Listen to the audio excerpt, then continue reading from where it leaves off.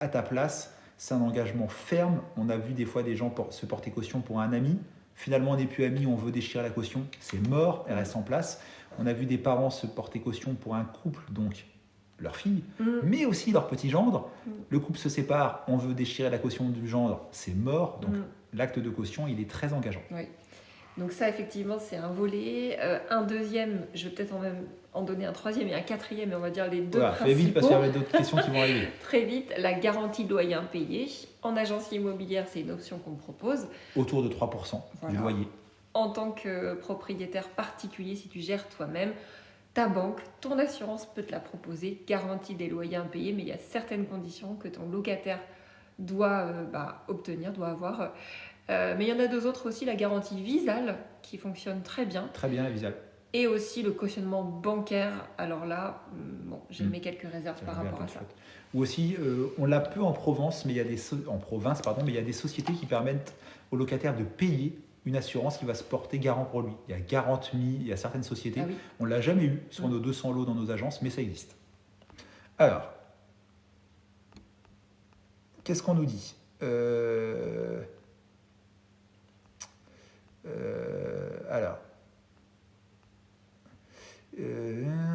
Patrick, il faut des modérateurs pour ton live. Merci Ben, tu pourrais être modérateur, mais j'ai l'impression que pour l'instant, il n'y a rien eu de trop méchant. Excuse-moi, tu travailles dans quoi ? On travaille dans l'immobilier, on est tous les deux agents immobiliers, donc propriétaires de 5 agences. Chloé qui nous dit le mariage. Alors on peut parler du mariage, Chloé. Si tu es mariée, toi, parce que Robert, c'est ton nom d'épouse. Cet appart nécessite de gros travaux pour le mettre en location. Du coup, comment faire pour impôt ? Générer d'importants travaux. Attention, tous les travaux ne sont pas déductibles de loyer. Les travaux d'agrandissement ou d'extension, par exemple, ne le sont pas. Les autres le sont, sous réserve que tu aies des factures. Aucun rapport, mais belle Omega Swatch. Pas du tout. Une Omega Swatch. Ah non, Omega Swatch, non plus. C'est une Seiko. Donc c'est une montre à 300-400 €. Rien de bien ouf. Enfin, je crois, c'est ma femme qui me l'a offert. Et t'as regardé le prix sur Internet. Faut pas que je dise de compliqué, de conneries. Ah, Sophie, tu vas venir peut-être dans la Manche, donc dans le département 50. Super région qu'on adore. C'est très très beau la Manche, notamment le Nord Cotentin.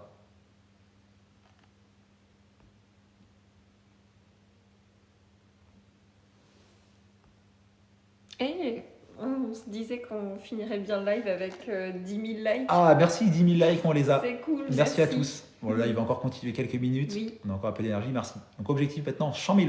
Non, je déconne. Donc, vous continuez à liker, ça fait que d'autres personnes voient le live, c'est cool.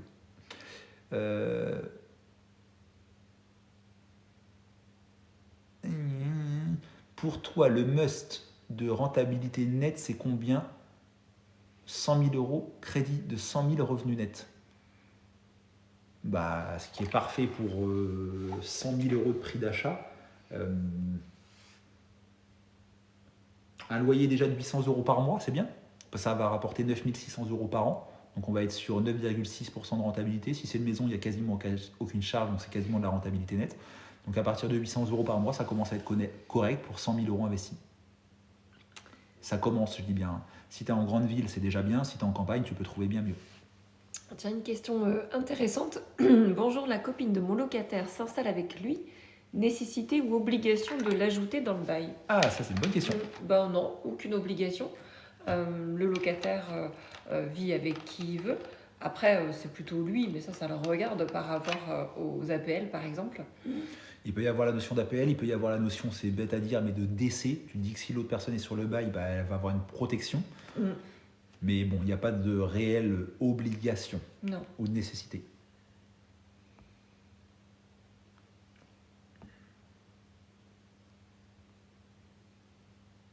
Ah, Henrik, mon locataire souhaite rajouter des prises électriques. Est-ce qu'il peut le faire seul ? Alors, je vais répondre, il peut, mais il ne doit pas. Surtout pour toi et te protéger. Protéger ton installation électrique et imagine en cas de danger, il est peut-être averti, mais Prenons les choses dans l'ordre. Peut-être que tu ne nous le dis pas, peut-être que ton locataire est artisan de métier. et notamment artisans électriciens. Ce qui pourrait pourquoi pas être fait si tu veux apporter une réponse positive, parce que sur le papier, ça va dans le bon sens, sur le papier. Néanmoins, ça serait de faire ou d'avoir un diagnostic électrique avant son intervention et de faire un papier comme quoi il s'oblige à ce qu'après le diagnostic, après ses travaux, il n'y ait pas de nouvelle anomalie. Enfin voilà, Flavie a raison. Le plus simple, c'est de répondre non. Mais si tu veux être sympa pour différentes raisons, fais vérifier les travaux après. Parce que ça pourrait être ta responsabilité qui est mise en œuvre. Bien sûr. Est-ce qu'il y a des gens qui se sont abonnés à nos comptes ? Est-ce qu'il y a des gens qui se sont abonnés notamment au compte de Flavie ? Vous allez dire, tiens, mais regarde, quel compte regarde compte gestion locative. Est-ce qu'on a des nouveaux abonnés ? J'espère. Alors, voyons voir. Bonjour, est-ce qu'en SCI, je peux louer en location courte durée pour les JO et après passer en location longue durée ? Joé, oui en location en SCI à l'impôt sur les sociétés, non en SCI à l'impôt sur le revenu. La SCI à l'impôt sur le revenu ne permet pas de faire de la location courte durée. Tout comme, messieurs, dames, la SCI n'est pas faite pour faire de l'achat-revente. On a le droit de revendre un bien qui appartient à une SCI, évidemment, mais si un contrôleur prouve que l'opération était faite dans ce sens, vous aurez un redressement fiscal. Une SCI, c'est une société civile et non pas commerciale. Alors, depuis le début du live, j'ai gagné, merci à ceux qui se sont abonnés à mon compte, 10 abonnés. Alors merci à eux, mais c'est pas assez. Je suis sûre que vous pouvez faire mieux. On peut faire mieux. Il nous en faut 1000, donc il en manque 300. Si Patrick, lui, va plus parler d'investissement locatif, de SCI, de succession aussi, parfois. Ouais, on n'a pas parlé ce soir d'ailleurs. Pour ma part, sur mon compte, les vidéos qui me concernent, c'est vraiment sur la gestion Thermomix, locative. Faire des cookies. Cuisine, non. C'est méchant, hein. C'est sexiste de dire ça. J'assume, m'en fous. Il n'y a que moi qui peux parler. Non. Du coup, la gestion locative, moi, c'est donc gestion locative pour les nuls. On rentre dans le vif du sujet avec les charges locatives, les révisions de loyer, le bail, les états des lieux. Un peu plus, on va dire, les mains dans le cambouis pour ma part. Je vais vous mettre un petit coucou pour qu'on voit mon compte. Alors, mon gars qui nous dit en tant qu'investisseur, vous privilégiez les personnes au niveau de l'âge ou pas ? On ne peut pas, mon gars. On ne peut pas le faire, on ne peut pas le dire, ça serait discriminatoire. Attention, donc, dès qu'on est bailleur privé ou agence immobilière, attention à tout ce qu'on fait, ça peut très vite nous porter préjudice. On n'a pas le droit de choisir ou de privilégier un candidat locataire par rapport à son âge, par rapport à un autre. On n'a pas le droit de privilégier un candidat locataire par rapport à sa nationalité, par rapport à son travail. On doit être très factuel. Ce qui est factuel, c'est l'endettement, c'est les revenus, c'est les charges, etc. Étienne, on le connaît. T'es qui, toi ? Oui, parce qu'il y a Laura qui dit que c'est pas bien ce que tu as dit tout à l'heure. Aïe. Étienne, c'est un de nos agents. Il travaille pour nous, avec nous, depuis un petit moment. C'est un gamin, mais c'est un bon gamin. Un bon gamin. En 2024, y a-t-il une évolution fiscale sur l'achat-revente ? Non, à titre particulier, en tout cas, non. Pour une société, peut-être, je ne suis pas assez calé pour te le dire, mais détention en nom propre, imposition des plus-values immobilières, rien de nouveau sous le soleil. Je suis avec toi, Flavie, merci. Et on a Mehdi, trop sympa, abonnez-vous au compte gestion locative pour les nuls. Merci Mehdi. On va épingler ton commentaire. Hop. Ouais, cool. T'as vu, on progresse, on commence à faire des trucs T'avais vu ça sur TikTok. Merci Mehdi pour ça. Blue qui nous demande, tiens, je te laisse répondre à ça, ma femme. Vos biens sous quel régime fiscal ? La plupart en SCI à l'IR. Alors pour nous, on a des biens en nom propre, SCI à l'IS également, nom propre évidemment, et SCI au réel. Le réel. Tu déduis toutes tes charges. Laura, écoute, au pire, repose-la. Comme ça, on va la revoir passer, Laura, si ça t'embête pas, fais un copier-coller. Oui, parce que là, Sinon, je vais essayer de remonter, mais si on la voit pas, tu la reposes et on va y répondre. Laura, c'est hyper stéréotypé. Pas toi, je fais quoi là ? Non, mais c'est un abus, c'est une faiblesse. Je m'excuse, je respecte les femmes, j'adore la mienne, j'adore les autres aussi, même si j'adore plus la mienne. T'as vu ? Pardon, c'était une petite boutade, pas forcément maligne de ma part. Je respecte énormément les femmes. Qui sont bien souvent plus malignes que les hommes, et notamment dans l'immobilier, qui souvent tiennent la culotte d'une main de fer, et elles ont bien raison. Donc aucun souci là-dessus. Et pour la peine, tu vas cuisiner ce soir. Voilà.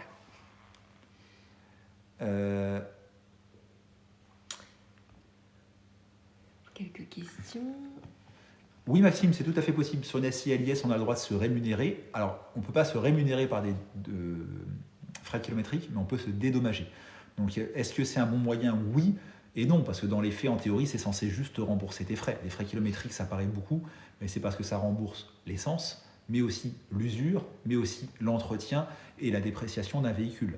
Donc, est-ce qu'on peut récupérer des frais kilométriques en SCI à l'IS? Tout à fait. Attention, mais tout à fait. Nous, on ne le fait pas, par exemple, parce qu'on fait peu de kilomètres dans ce sens-là, donc on préfère pas le faire. Mais c'est possible. Mais est-ce que c'est une façon de se rémunérer? Non. C'est plus une façon de se dédommager.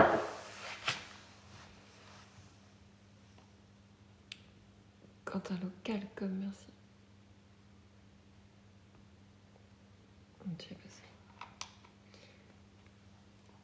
La banque me demande un apport de 60 000 euros pour qu'elle me suive parce que je suis au chômage. Est-ce normal de demander autant? Déjà, ça dépend du montant du prêt. Si c'est 60 000 euros sur 1 million d'euros de crédit, ça reste que 6%. Donc, dis-nous le montant du prêt. Est-ce que c'est normal? Oui et non. Non, ça fait beaucoup. Et oui, parce que tu apportes peu de garanties en face. Ce n'est pas une critique, mais un fait, en étant au chômage. Donc, il faut évidemment se mettre à la place de la banque. C'est toujours gagnant-gagnant dans les affaires. Ah c'était toi, Laura. D'accord, j'avais pas vu que c'était toi. Donc, au moins, on a répondu à ta question. Une question pour du local commercial. Thermomix pour Patrick. Thermomix pour Patrick. Que nenni. Je ne sais pas comment on l'allume. Je sais pas comment on l'allume. Quel genre de petite ville choisir afin d'éviter la vacance locative? Alors attention, la France est grande et tout marché différent, mais j'ai moi par exemple, alors ceux-là ils m'appartiennent que à moi, j'ai moi 5 appartements dans une ville qui s'appelle Thury-Harcourt, 14 220 Le Haume si vous voulez vérifier sur internet. C'est une ville de 2000 habitants, 1900 habitants, et j'ai 5 appartements, et dans la même ville, Laura qui nous dit c'est énorme pour acheter une part de crédit IMO, la maison coûte 165 000 euros.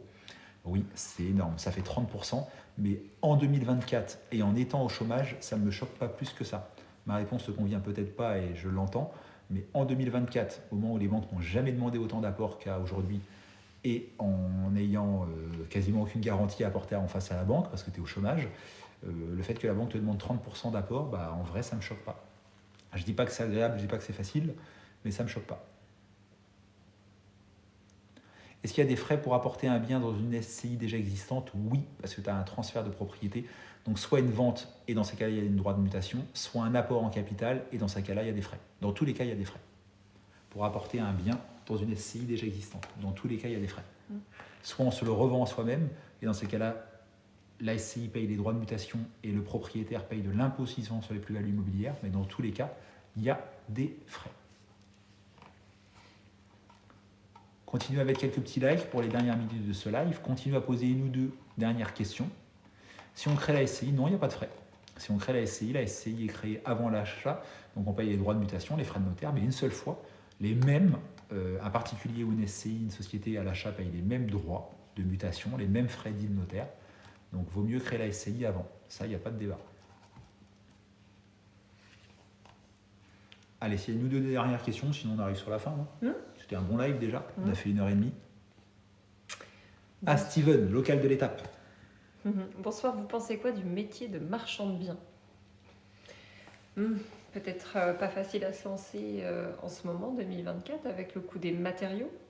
Prévoir les marges, on est dans un marché immobilier qui est plutôt baissier, donc tu risques d'acheter en ce moment, par exemple en janvier ou en février 2024, et de revendre dans un an. Un projet de marchand de biens, c'est souvent sur un an, parce qu'il y a 3 mois pour acheter, il y a plusieurs mois pour faire des travaux, parce que la plus-value d'un marchand de biens, elle se fait quasiment toujours sur les travaux, et il y a 3-4 mois de revente, donc un an. Et acheter à un moment où l'immobilier fait ça, pour maintenir ta marge, il faut qu'elle soit vraiment conséquente à la base. Ah, Steven qui nous reparle de quelque chose dont on aime bien parler dans nos lives, les galères d'Enedis. Je déteste Enedis. Pourtant, j'ai un pull de leur couleur. Je déteste Enedis. S'il y a un gars d'Enedis qui me regarde, c'est pas malin de ma part de dire ça parce que tu y es pour rien, mais je te déteste. Je déteste Enedis.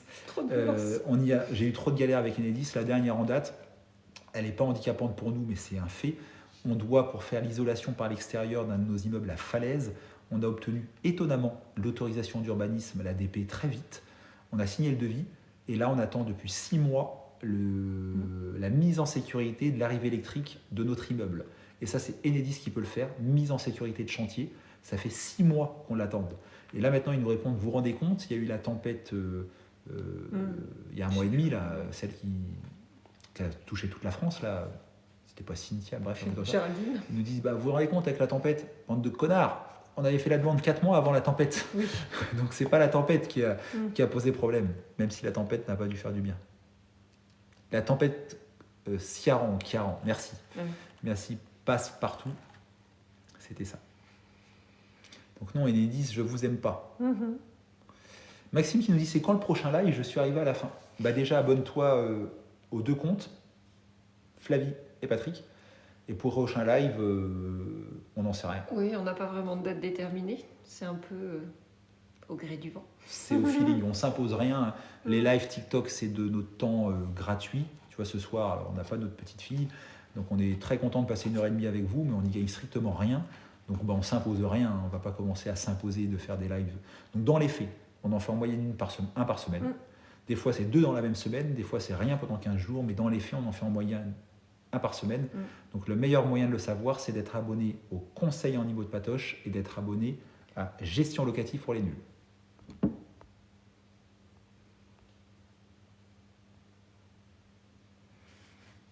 Ah, Steven, achat-revente à Bernières-sur-Mer, bravo, c'est un beau secteur. Je te souhaite que malgré la baisse du marché immobilier et l'envolée des coûts de matériaux, je te souhaite de maintenir ta marge. Et si c'est le cas, tant mieux. Si tu as besoin de quelqu'un pour vendre le bien, bah, fais appel à nous. Et puis voilà.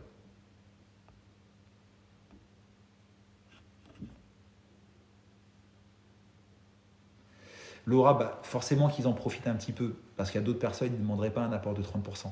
Conseil, peut-être fait une deuxième démarche bancaire, Laura, pour avoir un second avis, mais malheureusement, il n'y a rien de choquant.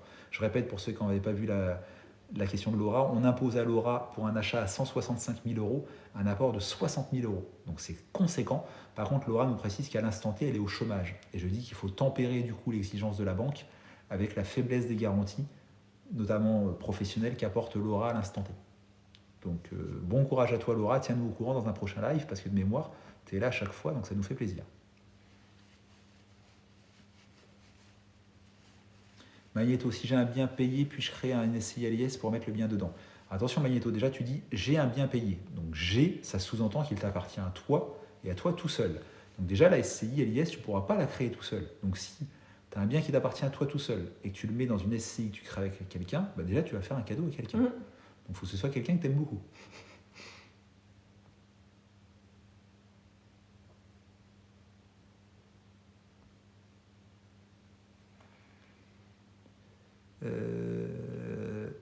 Ah, je vois excellent travail, j'allais dire merci, mais non, c'est un message automatique de TikTok qui nous dit qu'on est en live depuis 90 minutes. C'est vrai. Et ça nous dit que ça va bientôt être la fin. Il faut que ma femme aille faire manger. Ah non, mais alors lui. Je tends le bâton pour me faire battre, c'est une blague.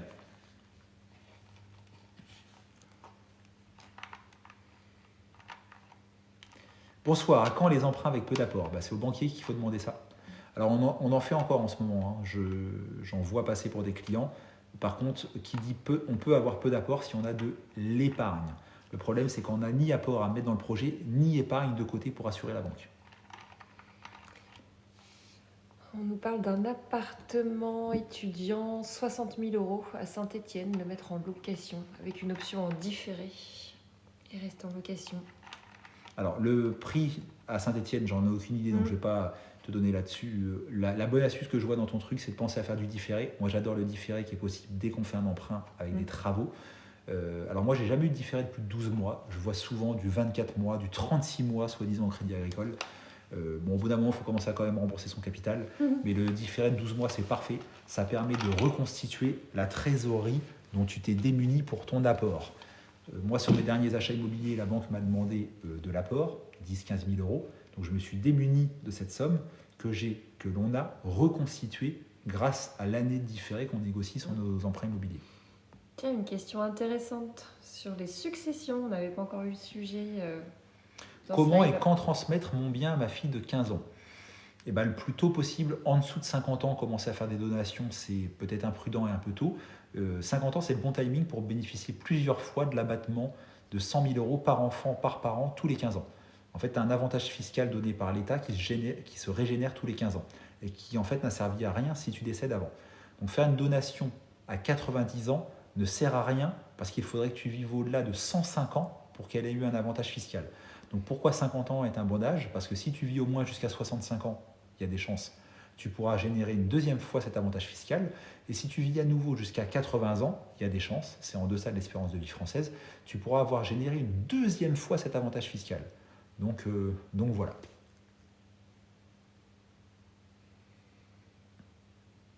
Acheter 114 000 euros, Steven, 20 000 euros de travaux, revendre 190, 200 000 euros. Ok, donc ça veut dire un prix de revient aux alentours des 135, une revente à 190, ça fait une plus-value brute de 55 000 euros. N'oublie pas là-dessus, Steven, que tu vas avoir 36,2% d'impôt, donc 55 000 euros de plus-value sur le papier, moins 36% d'impôt, ça va laisser 43 000 euros de plus-value. Pense bien aux éventuels frais liés à la revente, mise à jour des diagnostics, frais de pré-état daté, éventuelle indemnité de remboursement anticipé de la banque. Donc voilà, il y a peut-être un billet de 40 000 euros à récupérer sur le projet que tu me décris. Mais non pas de 55 parce qu'il y a 36% d'impôt.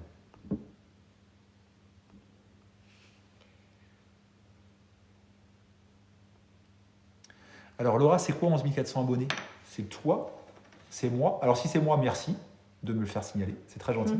Même si moi, à titre perso, les abonnés, maintenant, je m'en fiche. Du moment que j'avais mes 1000 abonnés pour faire mes lives, c'est les lives que j'adore, donc voilà. Par contre, abonnez-vous au compte de Flavie pour qu'elle ait des abonnés. Merci pour moi, mais c'est pas un concours de qui a la plus grosse, donc le nombre d'abonnés, du coup, je m'en fiche maintenant.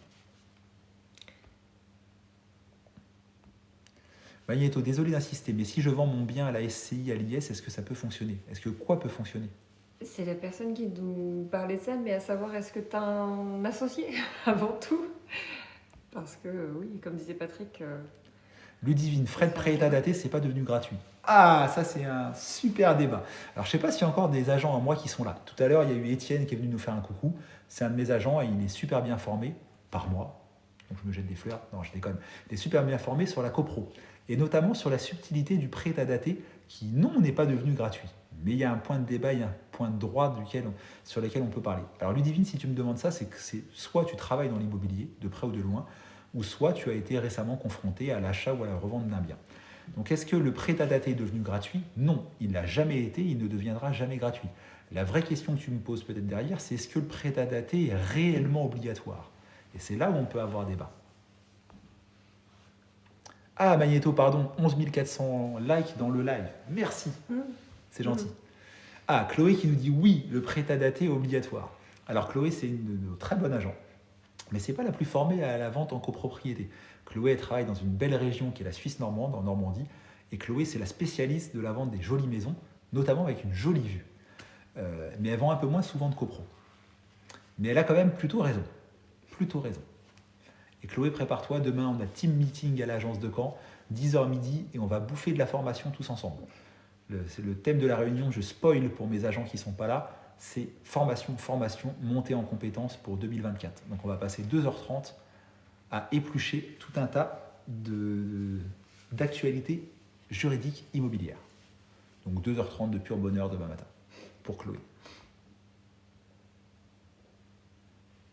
Au taquet, Chloé. Ça fait plaisir. C'est sympa. Ça fait plaisir. Alors attends, avec un prêt locatif cette année, avant l'avis d'impôt, quand puis-je faire un autre prêt? Alors, à tout moment, il faut que la banque finance, mais tu peux faire un prêt immobilier aujourd'hui et en faire un autre demain.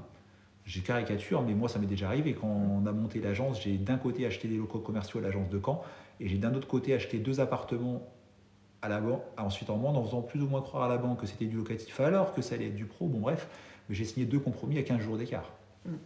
Par contre, je ne l'ai pas caché à la banque. Je n'ai pas fait la stratégie de je fais une demande de prêt dans une banque, l'autre dans l'autre. Non, j'ai fait 2 demandes de prêt dans une seule et unique banque, le CIC, qui m'a autorisé les 2 prêts à 15 jours d'intervalle.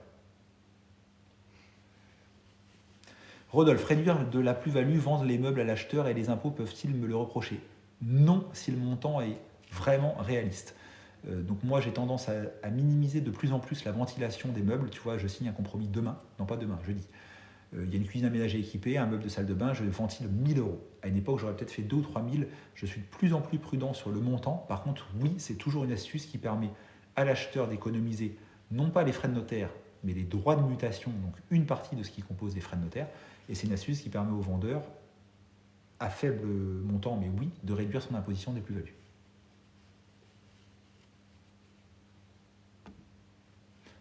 Allez, je crois qu'on va arrêter bientôt ce live. Je commence à avoir un peu mal au dos de me pencher en avant pour voir bien les commentaires. La ventilation de mobilier, cela réduit les frais de notaire, mais pas la plus-value. Bah, de facto aussi, parce que ça baisse légèrement ton prix de vente. Comment déduire les travaux sur un appartement en location? Alors ça, tiens, parce que je suis fatigué, j'ai plus l'énergie de répondre à la question parce qu'elle est longue. Par contre, j'ai une bonne nouvelle. Alors c'est la version 2003, j'ai pas encore mis à jour la 2024, mais il n'y a rien de nouveau sous le soleil en fiscalité sur les revenus fonciers. J'édite tous les ans, avec l'aide de Flavie, un e-book qui s'appelle Comment déclarer vos revenus fonciers. Et il y a 4 pages qui parlent de la déduction des travaux. Ce document-là, on va vous le donner gratuitement, sans rien en échange. On ne vous demande même pas vos coordonnées, que dalle walou. C'est un lien de téléchargement et c'est Flavie qui va vous l'envoyer. Donc Flavie, elle va vous remettre son nom en commentaire.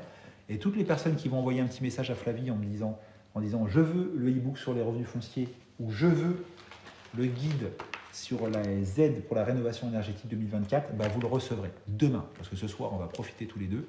On va boire un verre de pinard pour fêter la fin de ce live. Mais demain, tous ceux qui ont envoyé un message à Flavie recevront le contenu demandé. Et c'est gratuit. Est-ce que c'est mis? Oui. Mon compte gestion locative pour les nuls.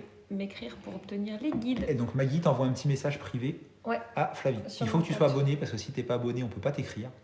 Des fois, j'ai des gens qui me demandent des guides lors de mes vidéos TikTok. J'essaie de leur envoyer. En fait, je ne peux pas leur envoyer parce qu'ils ne sont pas abonnés. Pour pouvoir échanger sur TikTok, il faut être abonné l'un à l'autre. Donc c'est pareil, si votre compte est privé, il faut que vous acceptiez notre demande d'amis. Bref, pour pouvoir échanger des messages sur TikTok, c'est bien. Au moins, ça sécurise. Il faut qu'on soit amis, copains. Copains comme cochons. Donc Maggie, tu veux le e-book, tu as bien raison. Il est pas mal, il n'est pas rébarbatif. C'est 18 pages, mais c'est écrit en gros. Donc c'est facile à lire. Rodolphe veut bien le guide, aide également. Rodolphe, aucun problème, avec grand plaisir. Tu le demandes au compte gestion locative pour les nuls. Il est marqué juste au-dessus. Et tu l'auras peut-être ce soir si on a la foi. De façon certaine, tu l'auras demain. On ne va pas vous l'envoyer en live dans ce TikTok. Il y a nous pareil, donc tu veux bien le e-book. Donc il y a 2 e-books qu'on peut vous fournir. Enfin, il y en a même un 3e sur le 2 Normandie. Mais là, à l'instant T, j'en ai 2 en version imprimée. Celui-là, c'est Bibi qui l'a fait. Comment déclarer vos revenus locatifs. Donc ça y parle notamment des travaux et du déficit foncier. Vous le demandez à gestion locative pour les nuls. Et le 2e, c'est pas moi qui l'ai fait, mais c'est l'État, ministère du Logement, écologie.gouv. C'est les aides financières en 2024. Donc on parle de rénovation énergétique, on parle de ma prime adapte pour les personnes qui ont des difficultés d'accès au logement par un handicap. Donc super intéressant, guide fiable et gratuit, édité par l'État. Donc, vous pouvez le trouver tout seul sur Google si vous le cherchez. C'est un peu galère à trouver, mais c'est trouvable. Et si vous ne voulez pas vous emmerder, vous nous le demandez, on vous partage le lien. Est-ce qu'on a eu des nouveaux abonnés sur ton compte pour finir là-dessus? Et puis ça sera bon, hein, on va aller manger la soupe. J'ai faim, moi. Je ne sais pas si vous avez déjà mangé ou pas encore, mais il se fait faim. Maïeto qui nous dit bonne soirée. Maïeto qui nous dit pas mal votre déco derrière. C'est gentil. On a notre petit bar à cocktail et notre petite cave à pinard. Mais attention, l'abus d'alcool est dangereux pour la santé. Évidemment, et il faut consommer l'alcool avec modération. Mais modération, ce con ne vient jamais à nos soirées. Donc on veut toujours consommer l'alcool avec modération, mais modération ne vient jamais. Il vient pas. 12 abonnés de plus, ça en fait 22 depuis le début de ce live. Ah, cool. Il n'y en a eu que 10 en 1h30 et là, il y en a eu 12 d'un coup. Donc, super. Il était une fois, bonsoir. Bonsoir. Bonsoir. Bah, tu vois, je suis déjà en train de perdre ma voix, ça y est. Ça commence à dérailler. Ouais, au bout c'est de la fin. 90 minutes. On va souhaiter une bonne soirée à tous ceux qui ont eu la gentillesse de nous suivre, de nous avoir posé des questions. On aime bien échanger. C'est cool. Merci pour les échanges. Merci pour la bienveillance. Il y a quasiment que 100% bienveillance à chaque fois dans les lives. C'est étonnant. Je m'étonne du bon côté des réseaux sociaux et notamment des lives parce qu'il y a quasiment que de la bienveillance. Donc ça fait plaisir. Et on essaie de l'être avec vous. Je ne sais pas si on y arrive, mais on essaie de l'être et dans nos conseils. Et alors, donc, si tu as pu faire la promotion de mon compte gestion locative pour les nuls où on parle de gestion locative, moi je vais faire la promotion de son 2e compte parce que Patrick, en plus d'être passionné d'immobilier, il a une deuxième passion cachée, non une troisième parce que sa deuxième passion c'est moi. Sa troisième passion, c'est les voitures anciennes. Et il a créé un compte, les bolides de Patoche. Et là aussi, je ne vais pas vous cacher qu'il adorerait faire des lives sur les voitures. Et tant mieux parce qu'il s'enfermerait au garage, il me laissera un peu tranquille. Donc vous vous abonnez au compte les bolides de Patoche. Et YouTube, j'ai lancé 2 nouvelles chaînes YouTube. Une chaîne sur YouTube, les conseils en IMO de Patoche, c'est le même nom que le compte TikTok. Et j'y fais des vidéos plus longues. Et d'ailleurs, j'ai publié aujourd'hui une vidéo longue de 10 minutes faite avec un de mes agents, Étienne, qui va pas finir sur Facebook, sur TikTok pardon. Donc vous abonnez à la chaîne YouTube les conseils IMO de Patoche, ça vous permet de voir un contenu différent et un petit peu plus long. Et j'ai fait la même chaîne, toujours sur YouTube, les bolides de Patoche. Et d'ici quelques semaines, il y aura les conseils en cuisine de Patoche. Après, il y aura les conseils en bricolage de Patoche. Après, il y aura les conseils en dressage de chat de Patoche. Et après, il y aura peut-être les conseils en astronaute de Patoche. Non mais c'est comme Martine à la plage, Martine à la cuisine, bah Patoche il nous fait la même. Allez, sur cette bonne blague pas drôle. Merci pour vos compliments, en tout cas je les ai vus passer, c'est cool, ça fait plaisir. Merci à tous. Et puis lancez-vous dans l'IMO, ça sera mon dernier mot parce que je diverge. Lancez-vous dans l'IMO, ça peut faire peur, ça peut paraître dur. Des fois on n'a pas des proches ou de la famille qui l'a fait. Le plus dur c'est de se lancer. Cherchez pas à faire une grosse opération, cherchez pas à acheter un immeuble de 10 appartements pour commencer. Cherchez pas l'opération parfaite, cherchez pas à vous former pendant 4 ans avant d'acheter votre premier bien. Le plus dur c'est de commencer. Donc essayez d'acheter un premier bien, ce sera peut-être pas parfait, vous ferez peut-être des erreurs, vous vous planterez peut-être, mais ça va vous mettre le pied à l'étrier et ça va vous donner la motivation et la confiance pour en faire d'autres. L'immobilier, c'est un putain d'ascenseur social. Soit vous avez la chance d'avoir un métier où vous gagnez très bien votre vie, parce que vous avez fait un métier avec des grosses études très sécurisants, en médecine, dans le droit ou autre. Mais si, comme nous, vous avez un métier qui peut vous permettre de gagner de l'argent, mais où rien n'est sûr, parce que le métier d'agent immobilier, on gagnait d'ailleurs plus d'argent l'année dernière qu'on va en gagner cette année, par exemple. Donc si vous avez un métier qui ne vous permet pas d'être sûr, d'être serein financièrement, l'immobilier le permettra. C'est un beau discours, c'est presque de la politique. Oh, non, c'est beau. Et merci Mehdi qui a à nouveau mentionné nos comptes.